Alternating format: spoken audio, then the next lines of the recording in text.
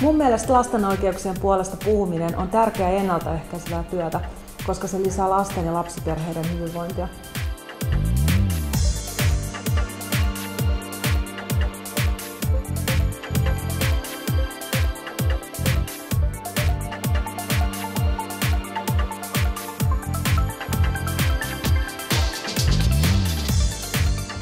Mun mielestä jokaisella lapsella on oma äänensä ja se on tosi tärkeää kuunnella sitä ja ymmärtää se. Ja itse äitinä koen sen tosi sydämen asiaksi. Eli pitää taistella niiden lasten oikeuksien puolesta.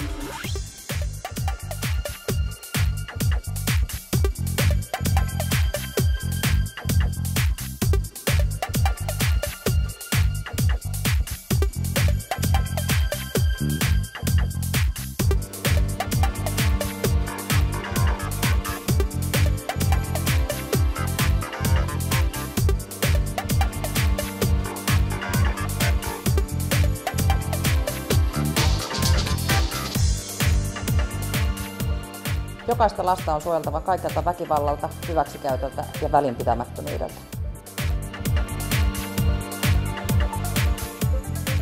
Lasten oikeuksien on toteuduttava. Meidän aikuisten on ymmärrettävä niiden sisältö ja viesti.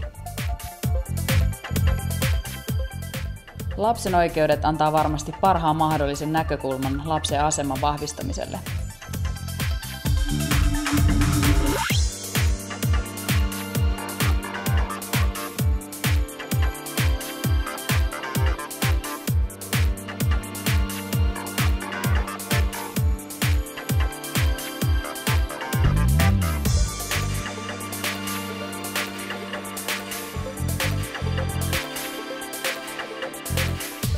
Lasten oikeuksien tuki ry haluaa nostaa lapsen aseman ja oikeudet vielä tärkeämmäksi yhteiseksi asiaksi. Me yhdessä luomme entistä lapsiystävällisen yhteiskunnan.